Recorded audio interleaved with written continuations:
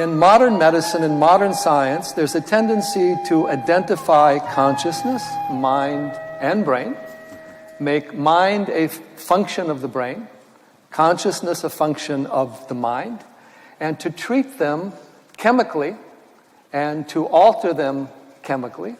And that well-being is good chemistry of the brain, higher consciousness is good chemistry of the brain, and unhappiness is bad chemistry of the brain. Nobody's responsible, but we need to change the chemistry to make it better. Now, in the yogic thought, brain, mind, and consciousness are three different things, but they're related at a certain level. So my question to Sadhguruji is the nature of brain, mind, and consciousness, how we can use the brain and mind in the proper way without getting stuck in them, and a model of healing that is based on more consciousness than brain chemistry. In the yogic sciences, there is no such thing as brain. Brain is just body. Like there is a heart, like there's a liver, there is a brain, it's just body. I think this overly exaggerated sense of what is brain is coming because, as I mentioned it in the morning hour here, our education systems have become purely intellectual. We think intellect is everything. Let me… I will try to say it in a very brief way. When you say something very complex in a brief way, there will be holes in it. Please pick the holes if you find them, otherwise I'm okay. In the yogic system, we are looking at the human mind as 16 parts. These 16 parts are in 4 categories. The first one is buddhi. Buddhi means the intellect. Intellect, I'm asking you, do you want your intellect sharp or blunt? All of you must choose, I'm going to bless you. You want it sharp. So intellect is essentially like a knife. You use a knife to cut things open. This is the nature of the intellect. Whatever you give it, it will dissect. The entire modern science is coming out of human intellect. So everything is by dissection. If you give this flower to the scientist, they will rip it open and see. If you rip it open and see, yes, of course, there are many facts you will know about the flower, only thing is you won't have the flower after that.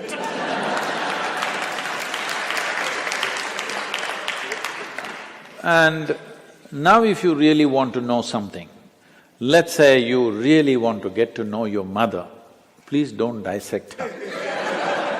That's not the way it works. Because what you can know by dissection is material aspect of life. You cannot know life by dissection. Only the material and the physical can be dissected. But now we are using our intellect to understand the entire gamut of things. Now we try to dissect. We go on talking about unifying the world and unity and enlightenment, everything with intellect. This is like using a knife to stitch something. If you stitch something with a knife, you leave it in tatters. So you are seeing this, the more knowledge you gather about something, the more misunderstanding and further away from truth we are becoming, not because information is bad, because we are trying to stitch with a knife. So intellect is like a knife, it must be sharp, it is a survival instrument. If you did not have a discriminatory intellect, you would not be surviving on this planet, it's very, very vital. But survival is all that it can do. But intellect cannot function unless there is a certain volume of memory. If you wipe out all your memory, it doesn't matter how… whatever your IQ is right now, if you take off all your memory, you will suddenly look stupid. You may be still intelligent, but you look stupid. This always happens in India. People are putting rural children and urban children together and testing them. Just because of the volume of information that the urban child has, he looks smart. A rural child looks stupid, but you put them in real situations, you will see they will come out so smart because their intelligence is fully on. So, intellect looks smart only when you back it up with lot of information, and hence you see information technology and everybody is mad about information. They're not looking into their phones simply for waste of time, because only with all that bits and pieces of data, they look smart among their friends in the society in which they live. It's only with data they can look smart. Without data, they can't do one thing smart. I'll just tell you an example. We have two different types of schools. One is a modern kind of school where 30% of the children coming from United States in India, and another is a completely traditional school where we teach them only yoga, classical dance, classical music, Kalaripaitu, the mother of all martial arts, Sanskrit language and English language. They don't go through any academics as such.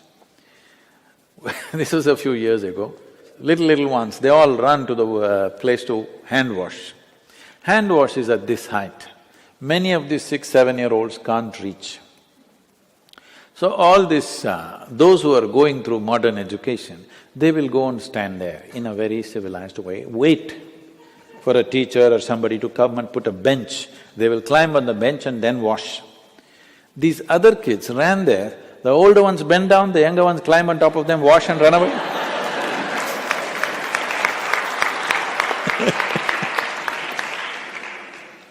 So, too much orientation towards intellect and the other dimensions of intelligence are completely uncultivated today. So the next dimension of the mind is referred to as ahankara, which we have completely ignored. Ahankara does not mean ego as most people are beginning to think, it means identity. What are you identified with? Because intellect is essentially an instrument to protect the identity that you have taken on. If I say I'm Indian, suddenly my intellect makes me think that way, makes me willing to live and die for it. You will see just a piece of cloth, if you show, I mean a flag, people will have tears in their eyes.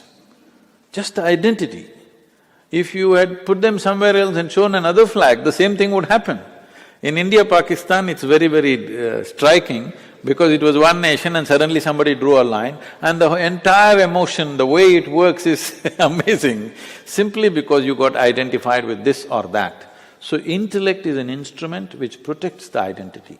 Identity is that instrument which allows the intellect to function in a certain way. When I say a certain way, suppose you're identified just with this, me as a person. Your intellect will do only this to protecting you all the time just doing this. Now I say, my identity is my family. Now your intellect will do everything to protect that.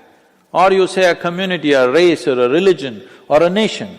In the name of race, religion, nation, how many things we have done which are utterly idiotic and inhuman, but we do it with great pride because we are identified, because this is the nature. If we have to continue that analogy, if intellect is the knife, the hand that holds it is the identity. You tell me, in handling a knife is important that it must be sharp, but whether it becomes destructive or productive is determined by the hand that holds it, isn't it? But in today's society, in today's world, there is no cultivation of the hand at all. The smaller and smaller identities that we are creating will inevitably cause disturbance within the human being and in the world. There is no other way. Right from ancient times, in Eastern cultures, always we have been taught to have a cosmic identity, aham brahmasmi.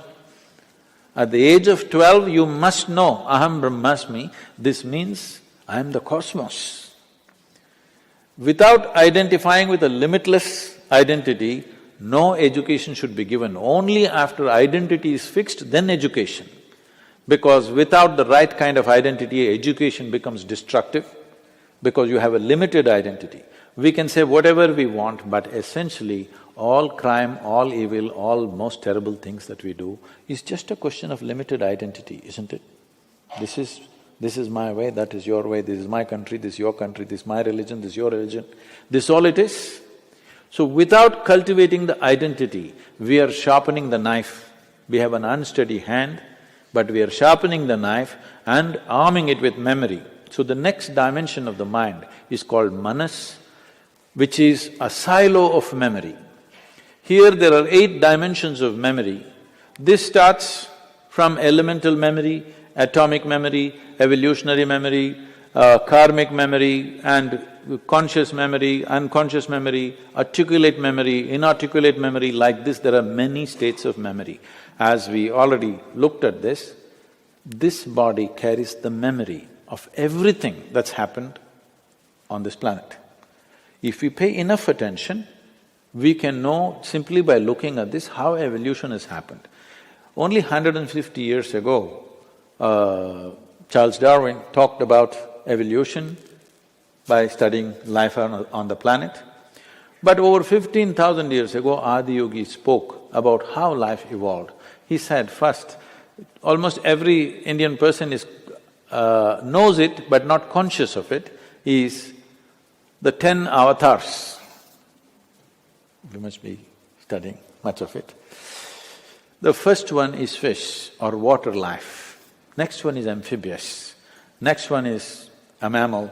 Next one is half man, half animal. Next one is a dwarfed man. Next one is a full-grown man but volatile. Next one is a peaceful man. Next one is a loving man. Next one is a meditative man. Next one is supposed to be the mystical man. This is not one-man story. This is the evolution of life on this planet. So 15,000 years ago, somebody spoke about this by not looking into the microscope, but looking inward, because the entire evolutionary story is written here. So the yogic system is focused on this as to how to activate different dimensions of memory, because without that, with limited amount of memory, you are bound to act in immature ways. So if your intellect becomes super capable, then it's very, very important your identity is cosmic, limitless identity, and your memory is evolved, that all dimensions of memory are active. These 3 function in a certain way. Some people have evolved it in certain ways, but largely it is happening in a very skewed way. Too much of intellect and other things are very minimalistic. The 4th dimension of intelligence is referred to as chitta. This is a dimension of intelligence which is unsullied by memory. See, we must understand this. We are who we are only because of the memory that we carry. From the color of our skin to what we identify with, what we are, whether we are male or female or everything is a question of memory. It is the memory stored in this which is deciding all these aspects. Whether I am a human being or some other creature is also a question of memory. Memory is a tremendous possibility, but memory is also a limitation and a boundary. What is you and what is me is right now, the boundary of this is just memory. What I remember in my system and what you remember in your system is the boundary. So memory is also a boundary. Memory is the basis of all forms that have happened. There is a certain memory which creates patterns, which patterns in turn create physical forms. The way we are, the kind of form that we have taken is essentially out of the basic memory that is there. Never it got confused in the sense, suppose you and a cow every day start eating mangoes. Never it happens that one day by accident or by lapse of memory, the cow became human or you became a cow. Both of you eat the same food every day, but it will not happen because the memory is so strongly instilled at various levels. We are recognizing 8 different dimensions of memory. But chitta has no memory. No memory means no boundary, an intelligence beyond bounds. In the yogic culture, there is a mischievous way of expressing this. We say, if you touch your chitta, God will become your slave, because your intelligence becomes boundless, everything becomes within access. So, it is very important because this is the first time, we must understand this. This is the first time where our survival process is as organized as it is today. This is the first time that human beings have so much time to look at things. Otherwise, just putting the food together would take 24 hours. Once again, in affluent societies, we are going back to the same thing. As you said, in Montana, somebody has to work 3 jobs when so much land is there. Why do you need to do a job to make your food? No, because you want to buy it in Walmart. I'm saying we've just kind of twisted the entire thing. For the first time, our survival… For example, today you go into your superstore, what you need for next 1 year, you can buy, bring it home and not step out of your house for the next 1 year. It's possible, never before it was possible. Today morning's water, if you have to get, means you have to walk down to the river or the pond or something. For the first time, our survival process is so enormously organized, this is the time for humanity. This is the time for humanity to explore deeper dimensions of life.